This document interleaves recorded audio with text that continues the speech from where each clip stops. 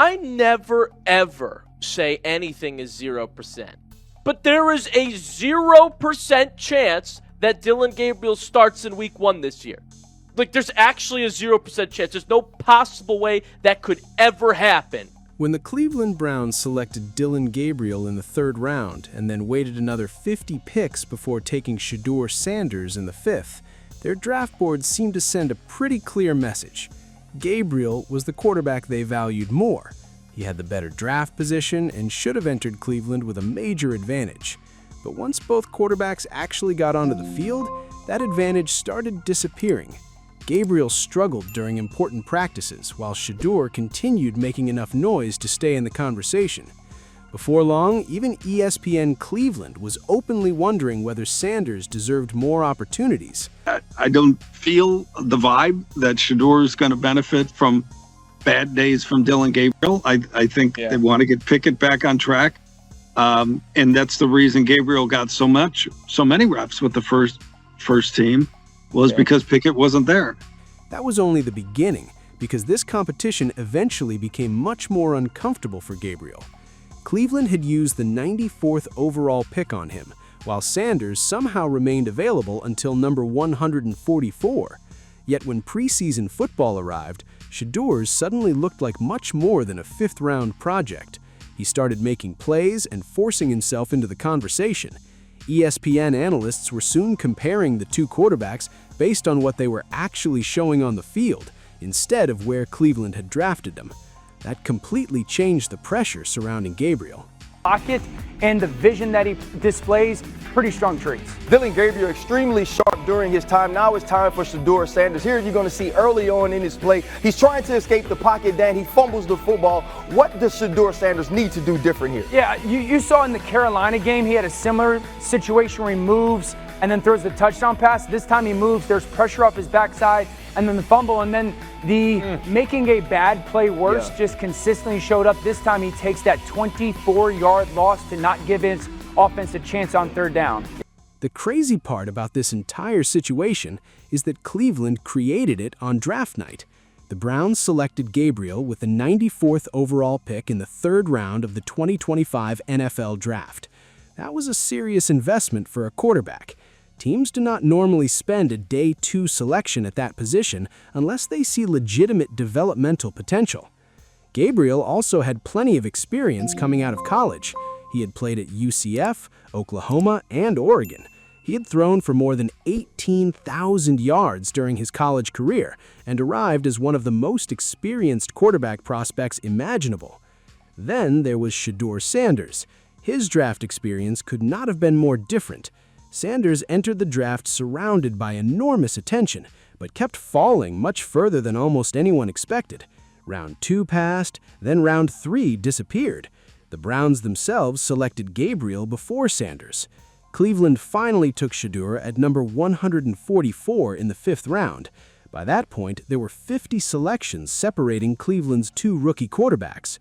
On paper, Gabriel clearly had the advantage, but the moment they entered the same quarterback room, those draft numbers started mattering a lot less. Yeah, I think a rep is a rep in general, and we try as quarterbacks knowing that there's not many reps to go around, just as how practice goes. When you're behind the center and trying to take as much mental reps as you can, that's been our to our benefit. Be able to get it that way. So. And then you talk about it in the film room as well. So there's a combination of ways to make it happen, but of course the physical is a little different. Cleveland also had one of the strangest quarterback rooms in football. Joe Flacco was competing, Kenny Pickett was there, Gabriel and Sanders were trying to establish themselves, while Deshaun Watson was still part of the organization as he recovered from his Achilles injury. That meant practice repetitions were incredibly valuable. Gabriel could not simply spend months developing quietly because another rookie quarterback was standing right beside him trying to earn those same opportunities. That was where Shedeur had an unusual advantage. Almost everything he accomplished felt bigger because expectations surrounding a 5th-round quarterback were naturally lower. Gabriel had been selected 2 rounds earlier, so Cleveland had already told everyone which quarterback it valued more on draft night. If Gabriel clearly outperformed Sanders, nobody would question it. But if Sanders started matching him or pushing ahead of him, people were immediately going to wonder why Cleveland had drafted Gabriel first. That pressure became much more noticeable when Gabriel struggled during training camp. ESPN Cleveland's Tony Grossi described one practice as Gabriel's worst showing of camp, and the conversation quickly shifted toward Shedeur. The question was no longer simply whether Gabriel was developing properly. People started wondering whether his struggles should create additional opportunities for Shedeur. That was exactly the situation Gabriel needed to avoid. Sanders already had enormous attention around him. Every successful throw became a social media clip, and every practice update created another debate. Gabriel needed his performance to separate himself from all of that noise. Instead, a rough practice gave the Sanders supporters even more reason to ask why their quarterback was not receiving additional chances. And I seemed like not only was Gabriel inaccurate when he threw the ball, he was inaccurate, indecisive on decision making, and ran a couple keepers with the ball because he couldn't find. Gabriel's third-round status almost started working against him. If Sanders struggled, people could point to him being a fifth-round developmental quarterback. Gabriel did not have that same protection. Cleveland invested significantly more capital in him. Every time Sanders looked good while Gabriel struggled, the same question got louder. Had Cleveland evaluated these quarterbacks correctly? That question got even louder when Shedeur started the preseason opener against Carolina. No more mock drafts to debate, no more anonymous scouting reports, just Sanders with an NFL defense in front of him. 14 of 23, 138 yards, 2 touchdowns. Cleveland won 30-10. One preseason game could never prove he was a franchise quarterback, but that was not what he needed to prove. He just needed to show Cleveland could not dismiss him as a fifth-round afterthought. He did exactly that. Here's the part nobody is talking about. Then Gabriel made an in-game comment about there being entertainers and competitors. People immediately connected it to Shedeur. Gabriel later said it was not directed at Shedeur, but social media had already turned it into another chapter of their rivalry. The reactions showed how intense this competition had become. Gabriel could say something completely unrelated to Sanders, and people would still connect the two quarterbacks instantly. Every comment became a debate.